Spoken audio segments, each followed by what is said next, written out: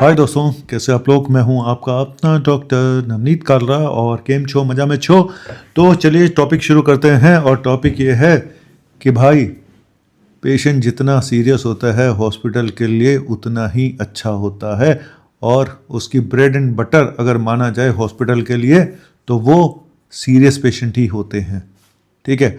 Topic शुरू करने से पहले फिर बता दूं, मैं छुट्टी पे जा रहा हूं 2 दिसंबर से लेकर 9 दिसंबर तक। तो प्लीज़ प्लीज़ प्लीज़ उस बीच में मत आइएगा। और हमारा कैंप 6 दिसंबर को लगेगा, लीवर चेकअप कैंप, वो लगेगा बिल्कुल। मैं हूँगा नहीं हूँगा पता नहीं। तो चलिए टॉपिक शुरू करते हैं आज का। और देखिए, ये कड़वा सच बता रहा हूँ कि जितना सीरियस पेशेंट होता है उतना हॉस्पिटल के लिए अच्छा होता है। ठीक है। रीज़न ये होता है, कई सारे स्टेप बताऊंगा आपको, और आपको क्या करना है ये भी ध्यान रखना कि आपको क्या करना है ना। खाली ये बता देने से कोई फायदा नहीं कि हॉस्पिटल के लिए अच्छा है। आपको भी तो कुछ करना पड़ेगा ना इन सब चीज़ों से बचने के लिए, तो वो भी आपको बताऊंगा। देखो, और ये इसमें काफ़ी हद तक मेडिकल करप्शन का हाथ भी है, जो मैं कई बार इस मुद्दे पे वीडियो बना चुका हूँ। और बाकी तो भगवान मालिक है। तो देखो, ऐसा है कि एक आम आदमी, एक सपोज एक पेशेंट जाता है, गैस्ट्रोएंटेरिटिस का पेशेंट जाता है, एक नॉर्मल फीवर का पेशेंट जाता है, तो उसमें क्या होता है, एक सिर्फ एंटीबायोटिक दे देंगे, उसको कुछ टेस्ट करा देंगे, है ना। तो उसमें इनको कोई ज़्यादा फायदा होता नहीं है ऐसे पेशेंट्स में। क्यों? एक नॉर्मल सा, एक कई बार मेडिक्लेम में भी उसका एक ये होता है जी, हम इस फीवर के पेशेंट में हम इतने से ज़्यादा पैसे आपको नहीं देंगे। ठीक है। यहाँ दो तरह के पेशेंट हैं, एक मेडिक्लेम वाले और एक कैश वाले, है ना। तो मेडिक्लेम वालों में ये होता है जी, हम इससे ज़्यादा पैसे नहीं देंगे, आप कुछ भी करते रहो।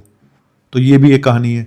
दूसरा, अब कैश वाले पेशेंट में भी आप कितना घोर मतलब कहते हैं ना, अंधेरा भगवान के घर में कितना आप ऐसी तैसी कर लोगे मरीज की। कि एक कहावत है कि अगर आपकी किस्मत अच्छी है ना तो आपका डॉक्टर भी आपको मार नहीं सकता। अब एक डॉक्टर होकर मैं ऐसी बात बोल रहा हूँ। मैं ये नहीं बोल रहा हूँ कि सारे डॉक्टर चोर हैं, सारे डॉक्टर ऐसे हैं वैसे हैं और मैं भगवान हूँ, ऐसा बिल्कुल भी नहीं है। लेकिन कुछ हॉस्पिटल, कुछ डॉक्टर नो डाउट पैसे के लिए बहुत कुछ ऐसा करते हैं। और स्पेशली जब इतने सारे मेडिकल कॉलेज खुल गए हैं, इतने प्राइवेट मेडिकल कॉलेज खुल गए हैं, तो आप सोचिए इस समय हालात बहुत ख़राब हैं। सरकार मेडिकल कॉलेज पे मेडिकल कॉलेज खोले जा रही है। इस समय करीब 700-800 मेडिकल कॉलेज हैं भारत में, अब हो चुके हैं। और डॉक्टर्स का ये हाल है, मैं आपको बता भी नहीं सकता हूँ कि वो 25-25 हज़ार रुपये की MBBS की नौकरी। तमिलनाडु में अभी पता चला है कि कुछ लोग स्विगी जोमेटो के लिए भी काम कर रहे हैं, कुछ लोग और काम कर रहे हैं। तो सरकार ने बना तो दिए medical college, private medical college, सीटें बढ़ा दी, लेकिन जो इतने पैसे लगा के वहाँ से निकलेगा तो वो क्या करेगा, आप सोच लो। और उसकी क्वालिटी क्या है, ये तो भगवान ही मालिक है। तो आने वाला वक्त कहीं से भी पेशेंट्स के लिए ठीक नहीं है, ये तो फैक्ट है। ठीक है। और पेशेंट को क्या पता ये कहाँ से पड़ा हुआ है, इसको कितना आता है, उसको कुछ नहीं पता पेशेंट को। ठीक है। तो चलिए टॉपिक कुछ और है। तो एक सीरियस पेशेंट अगर हॉस्पिटल में आता है तो सबसे पहली चीज़, सीरियस पेशेंट ज़्यादा दिन हॉस्पिटल में रहेगा, है ना। एक छोटा मोटा पेशेंट अगर 3-4 दिन रहना है तो सीरियस पेशेंट 8-10 दिन, 15 दिन, 20 दिन भी रह सकता है। अगर नंबर 1, अगर वही सीरियस पेशेंट और सीरियस हो गया, उसको वेंटिलेटर पे डाल दिया जाएगा। और वेंटिलेटर पे डालते ही खर्चा दुगना हो जाता है, सच बता रहा हूँ। एक वेंटिलेटर पे डालते ही, अगर छोटा मोटा हॉस्पिटल है, अगर उसका खर्चा 20-30 हज़ार का आता है, वेंटिलेटर पे डालते ही उसका खर्चा 50-60 हज़ार हो जाता है। और ये बड़े हॉस्पिटल में और दुगना। छोटे हॉस्पिटल के ICU में जहाँ खर्चा, नॉर्मल खर्चा 20-30 हज़ार का आता है, बड़े हॉस्पिटलों में करीब 50 हज़ार से 1 लाख रुपए तक आता है नॉर्मल पेशेंट में, ज़्यादा जो सिक नहीं है। और अगर वेंटिलेटर पे डाल दिया तो आप सोच लो कि कितना खर्चा आएगा। क्योंकि खाली खर्चा वेंटिलेटर का नहीं है, अभी वेंटिलेटर पे डालते ही खर्चा डबल तो हो गया, लेकिन अभी और चीज़ें भी बाकी हैं। अब आपने सिक पेशेंट है, अब उसको टेस्ट कराया तो उसका यूरिया क्रिएटिनिन बढ़ा हुआ आ गया, मल्टी ऑर्गन इन्वॉल्वमेंट हो रहा है। अब यहाँ पे क्या होगा, यहाँ पे अब किडनी वाला भी देखने आएगा, नेफ्रोलॉजिस्ट भी देखने आएगा, अब उसके पैसे भी जुड़ेंगे। तो इस तरह से मल्टी स्पेशलिटी जो स्पेशलिस्ट हैं उनको अलग अलग स्पेशलिस्ट को इन्वॉल्व करना पड़ता है। क्योंकि अगर मान लो उसको कोई जॉन्डिस भी निकल आई है, लीवर पे असर आ तो गैस्ट्रो वाला भी देखेगा, उल्टियाँ बंद नहीं हो रही हैं तो गैस्ट्रो वाला देखेगा, है ना। मैंने बताया नेफ्रो वाला भी देखेगा। अब उसको अगर कुछ कंफ्यूज है ठीक से, क्योंकि ये सारी प्रॉब्लम आईसीयू में होती है पेशेंट को। पेशेंट कंफ्यूज है, बात नहीं कर पा रहा है ठीक से, अब उसका एमआरआई भी होगा, फिर न्यूरो वाला भी देखेगा, क्रिटिकल केयर वाला भी देख रहा है एमआरआई, फिर चेस्ट वाला भी देखेगा, उसको चेस्ट में भी इन्फेक्शन है, निमोनिया लग रहा है, चेस्ट इन्फेक्शन है, फिर फिजियोथेरेपिस्ट भी इन्वॉल्व होगा। तो सारी चीज़ें एक के बाद एक स्पेशलिस्ट बढ़ते जाते हैं और पेशेंट की प्रॉब्लम जितनी ज़्यादा होंगी और सबसे बड़ी चीज़ दवाइयाँ, ये सब तो चीज़ें अलग हो गई कि इतने सारे डॉक्टर इन्वॉल्वमेंट होगा तो उनकी विजिट बढ़ जाती है। और कई बार तो इतने घपले होते हैं, सच बताऊं कि एक डॉक्टर दूसरे डॉक्टर के ट्रीटमेंट को देखता तक नहीं है, वो अपना लिख जाता है, तीसरा अपना लिख जाता है, क्योंकि उनके पास टाइम ही नहीं है। वो आए फटाफट देखा 2 मिनट में और लिखा चल दिए। अब जो नर्स ड्यूटी पे है या डॉक्टर ऑन ड्यूटी पे है वहाँ पे आरएमओ, ये उसका काम है कि वो सब देखे कि भाई ऐसा ना हो कि उसको वो ट्रीटमेंट पहले से चल रहा और ये भी ऐड कर दिया तो डबल डबल सेम एंटीबायोटिक दूसरे नामों से भी लिख दी, या उसको ऑलरेडी एंटीबायोटिक 3 चल रही थी, डॉक्टर भी 2 लिख के चला गया, या उसका कुछ और दवाइयाँ ऐसी थी जो ये डॉक्टर भी लिख गया, तो वो डबल डबल ऐड हो गए, तो उसके साइड इफेक्ट होंगे। तो ये कोई देखता है? पता नहीं कितना कोई देखता है, क्या नहीं देखता है। तो एनीवेज एक तो ये हो गया। फिर टेस्ट, ब्लड टेस्ट बहुत ज़्यादा होते हैं, रोज के रोज उसका एबीजी होगा, रोज के रोज का सीबीसी होगा, एलएफटी होगा, केएफटी होगा, और हॉस्पिटल के रेट टेस्टों के ज़्यादा होते हैं। और मेडिक्लेम के पेशेंट में देखो सब चीज़ें फिक्स होती हैं, लेकिन दवाइयाँ में सबसे ज़्यादा घपला दवाइयों में, ये मेडिक्लेम की बात कर रहा हूँ कि सबसे ज़्यादा घपला दवाइयों में, क्योंकि दवाइयों के पैसे पूरे मिल जाते हैं, बाकी किसी चीज़ के मिले या ना मिले। तो वही है कि अब जो एमआरपी 500 वाला इंजेक्शन है वो 3000 का लिख देगा डॉक्टर, वो घटिया कंपनी का 3000 का और ब्रांडेड कंपनी का 500 का, और डॉक्टर 3000 वाला लिख के जाएगा, क्योंकि वहाँ पे सबकी मिली भगत है। अगर कॉर्पोरेट हॉस्पिटल है तो उनके हाथ में होता है, वो चाहते हैं कि हमें दवाइयों से इनकम हो जितनी ज़्यादा मैक्सिमम। एक फार्मेसी पूरे हॉस्पिटल का खर्चा निकाल सकती है। मैं आपको एक बात बता दूं, आज सिंगल फार्मेसी पूरे हॉस्पिटल का खर्चा निकाल सकती है। दवाइयों में इतने मार्जिन है और इस तरह की दवाइयां हैं। और सबसे बड़ी चीज़ पता दुख क्या होता है कि पेशेंट सीरियस है, उसको चाहिए अच्छी ब्रांडेड अच्छी दवाइयां, और आप लिख के जा रहे हो उसको घटिया दवाई, महंगी दवाई, है ना। उस पर क्या असर कर रही होगी तो वो दवाई पता नहीं, घटिया कंपनी की महंगी दवाई, जेनरिक दवाइयां, जबकि उससे सस्ती दवाई ब्रांडेड दवाई मिल रही है आपको। ये फैक्ट बता रहा हूं। मैंने कितने वीडियो बनाया इंजेक्शन मीरोपेनम पे। अब तो हालांकि सरकार ने मीरोपेनम का इंजेक्शन उसमें डाल दिया, प्राइस उसका वो कर दिया, कैपिंग कर दी है, लेकिन उसके बाद उन्होंने दूसरा रास्ता निकाल दिया, ये मीरोपेनम के साथ एक मॉलिक्यूल और ऐड कर दिया, कॉम्बिनेशन में बना दिया, उसका फिर वही एमआरपी 3000 4000। तो आप इधर सरकारें कुछ करती हैं, वो अपना रास्ता निकाल लेती हैं कंपनियां और फार्मा कंपनियां और डॉक्टर भी। तो सबसे बड़ी चीज़ दवाइयाँ बढ़ती जाएंगी, इंजेक्शन बढ़ते जाएंगे, महंगे महंगे इंजेक्शन बढ़ते जाएंगे और खर्चा बढ़ता जाएगा। तो टेस्टों के जरिए खर्चा बढ़ेगा, दवाइयों के जरिए खर्चा बढ़ेगा, ज़्यादातर डॉक्टर देखेंगे उसका खर्चा बढ़ेगा, है ना। और कई बार डॉक्टर आते ही नहीं है ना, उसकी भी विजिट लगा दी जाती है। डॉक्टर आया नहीं, विजिट लगी हुई है। संडे को तो सर आप आए ही नहीं थे। अच्छा मैं आया नहीं था, अच्छा विजिट लगी हुई है उसमें, अच्छा कोई बात। कितने लोग देखते हैं ये सब चीज़ें, किसी को पता नहीं होता आईसीयू में कि कौन आ रहा है कौन जा रहा है। तो आपको कैसे पता? मरीज तो बेहोश है, उसको कौन देखने आया कौन नहीं आया ये कैसे पता चले? किसकी विजिट लगी किसकी विजिट नहीं लगी कौन देखे? तो जहाँ घपले होने हैं वहाँ पे कोई रोक नहीं सकता। और हाँ, एक चीज़ मुझे जरूर बुरी लगती है, जब ये बोला जाता है कि मरे हुए मरीज को वेंटिलेटर पे डाल दिया। ऐसा नहीं होता है, मैं सच बता रहा हूँ, ऐसा नहीं होता है। ब्रेन डेथ हो जाए और उसके बाद वेंटिलेटर पे डाले रखो और मरीज को ना बताओ, ऐसा होता है और ऐसा हो सकता है। तो ये एक वो चीज़ है जो बता देनी चाहिए डॉक्टर्स को कि ब्रेन डेथ हो गई है और आप इस पेशेंट को रखना चाहते हो या नहीं रखना चाहते हो, वो आपके ऊपर है ना।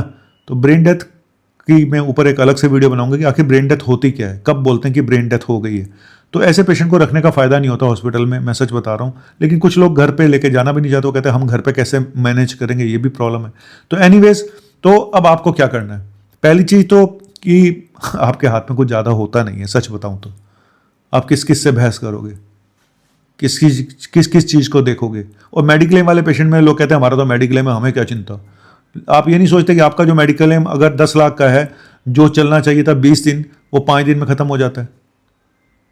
फिर उसके बाद आपकी जेब से पैसे भी जाएंगे, फिर आप रोता है अरे मेरा तो 10 लाख का था। अब तो कुल मिला के पहली चीज़ तो पेशेंट को सीरियस होने से पहले ही डॉक्टर को दिखाओ, सबसे बड़ी चीज़ ये। हम बहुत लेट हॉस्पिटल में लेके जाते हैं पेशेंट को जब वो सिक हो चुका होता है। थोड़ा सा पहले ही अर्जेंट लापरवाहियाँ डॉक्टर पेशेंट के बिहाफ पे भी बहुत सारी होती हैं कि वो टाइम पे डॉक्टर के पास नहीं जाते। फीवर आ रहा था, बस आसपास केमिस्ट से दवाइयाँ लेते रहे, 5-6 दिन बाद पता चला ये तो सेप्टिक हो गया है, निमोनिया था, फैल गया है, फलाना हो गया, डिमका हो गया, डेंगू था, प्लेटलेट काउंट डाउन हो गई है, हम पेन किलर देते रह गए, अब उसको शॉक में चला गया पेशेंट, अब वेंटिलेटर पर डाल दिया। ये सब चीज़ फिर आप गालियाँ डॉक्टर को भी देते हो कि डॉक्टर साहब ने देखो हम तो सही मरीज लेके आए थे। अब तुम मरीज सही लाए थे, उसकी रिपोर्टें इतनी खराब थी। अब मरीज सीरियस घर में भी हो सकता है, हॉस्पिटल में भी हो सकता है, आप नहीं लेते तो घर में मर जाता। तो ये कई बार पेशेंट शक्ल से लगते हैं कि ठीक है, लेकिन उनकी रिपोर्टें इतनी खराब होती है कि हमें पता चल जाता है कि इसका आने वाला कल शायद बड़े भारी है, अब इसकी किस्मत है और हमारा ट्रीटमेंट है, भगवान इसको निकाल पाएगा नहीं निकाल पाएगा। आपको लग रहा है कि और उसके ऑक्सीजन इतनी ड्रॉप कर गई है और आपको पता ही नहीं है। पेशेंट तो बात कर रहा है आराम से, ऑक्सीजन देखी तो 70% आ रही है। तो ये सब चीज़ें कई बार नहीं पता चलती हैं पेशेंट की शक्ल देख के, है ना, उसके टेस्ट बता देते हैं। तो कुल मिला के जल्दी आप डॉक्टर के पास जाएं, अपने जो भी और यही है कि हम पहले केमिस्ट से दवाइयाँ लेंगे, फिर बगल के जीपी से दवाई लेंगे, आरएमपी से दवाई लेंगे, झोला छाप से लेंगे, फिर आखिर में डॉक्टर एक प्रॉपर डॉक्टर पे जाएंगे जब पेशेंट सीरियस हो जाएगा, फिर बस हालत ख़राब। तो ये है। दूसरा, जो छोटे हॉस्पिटल है वहाँ पे आप दवाइयाँ बाहर से ला सकते हो, बड़े हॉस्पिटल कॉर्पोरेट हॉस्पिटल में दवाइयाँ बाहर से नहीं ला सकते। तो ये मैं आपको बता दूं कि अगर डॉक्टर छोटे हॉस्पिटल में दवाइयाँ डॉक्टर लिख के दे रहा तो आप कोशिश करें अपने जान पहचान के केमिस्ट से ले आएँ बाहर से जाके, क्योंकि हॉस्पिटल का केमिस्ट हमेशा चूना ज़्यादा लगाता है। ये फैक्ट है, फैक्ट बता रहा हूँ आपको। अगर छोटा हॉस्पिटल है तो आप अपनी दवाइयाँ बाहर से लेके आएँ और ब्रांडेड दवाइयाँ वहीं पे मिलेंगी। बाहर आपको नीचे जो या अगल बगल जो फार्मेसी हॉस्पिटल की है वहाँ पे ज़्यादातर वही दवाइयाँ मिलेंगी जो हॉस्पिटल लिख रहा है, जो वहाँ के डॉक्टर लिख रहे हैं। और कितने ईमानदार डॉक्टर हैं, कितने वो चाहते हैं कि मेरे पेशेंट को जल्दी अच्छा हो जाए, ये मुझे नहीं पता, क्योंकि कहते हैं कि एक मछली पूरे तालाब को गंदा कुछ ऐसे कर देती है। तो अगर कुछ डॉक्टर अच्छे हैं तो कुछ खराब भी हैं। तो कुछ हॉस्पिटल, कॉर्पोरेट हॉस्पिटल में सबसे बड़ी प्रॉब्लम है कि वहाँ पे कोई किसी की नहीं सुनता। कॉर्पोरेट हॉस्पिटल में वही होता है जो वहाँ के कॉर्पोरेट वाले चाहते हैं, और वो यही चाहेंगे कि हमारा फार्मेसी के थ्रू पैसा निकले, टारगेट पूरे करने डॉक्टर्स को, जितना बिल ज़्यादा बनेगा उतना डॉक्टर की तरक्की होगी। तो फैक्ट यही है। तो जितना ज़्यादा सीरियस पेशेंट है उतना ही हॉस्पिटल के लिए वो ब्रेड एंड बटर नहीं है भैया, वो चिकन है, बटर चिकन है। ब्रेड बटर तो हमारा है, हम तो ब्रेड बटर तो हम खाते हैं, ये बटर चिकन खाते हैं, ये शाही पनीर खाते हैं, है ना, मुर्ग मुसल्लम खाते हैं। क्या बोलूँ मैं, कुछ हो नहीं सकता। जो जैसा चल रहा चलने दो और ये मेडिकल कॉलेज पे मेडिकल कॉलेज खोले जा रहे हैं, प्राइवेट पे प्राइवेट मेडिकल कॉलेज खुल रहे हैं। भाई आगे आने वाला कल बहुत ख़राब है, मैं सच बता रहा हूँ। क्वालिटी डॉक्टर्स की बहुत ख़राब होने वाली है, और एक बार कोड होना चाहिए। मैं पहले भी बोलता हूँ, उस बार कोड पे डॉक्टर की पूरी वो इतिहास होना चाहिए, इसने कहाँ से पास आउट किया, कहाँ से नहीं किया, है ना, स्कैन किया, सब आ गया उसका, कि इसके बाप ने कितने पैसे खर्च करे इसको डॉक्टर बनाने में, है ना, और ये कहाँ से पास आउट है।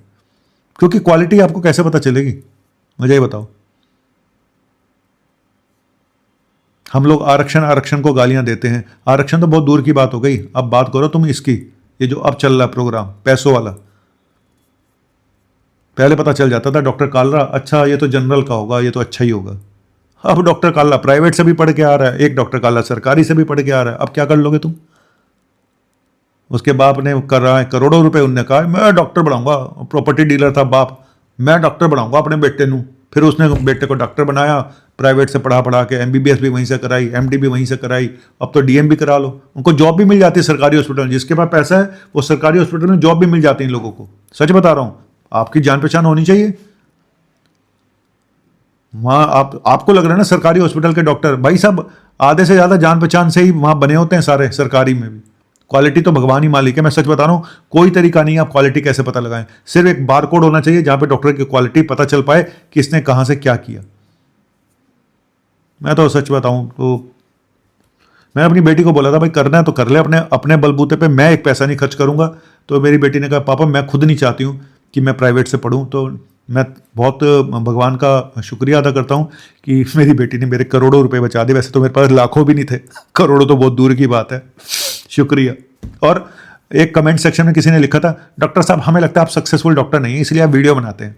अबे हर कोई वीडियो बनाएगा अब तो लोग एमडी मेडिसिन करने के बाद अब ये पहले एक कोर्स और कर रहे हैं, इंस्टाग्राम कोर्स कैसे करें, यूट्यूब पे कोर्स कैसे करें। अब डॉक्टर पहले ये काम करते हैं, हमने तो ऐसे ही शुरू कर दिया था। चलो, तो क्या फिर वही गाना याद आ जाता है जो इसी बात पे, गोलमाल है भाई सब गोलमाल है, अरे सीधे रास्ते की ये टेढ़ी सी चाल है, सीधे रास्ते की ये टेढ़ी सी चाल है, गोल गोल गोल माल माल माल। सही में गोलमाल है भाई, तुम बच गए तो रब रखा, नहीं तो पॉपुलेशन वैसे ही बहुत ज़्यादा हो चुकी है। बाय, शुक्रिया।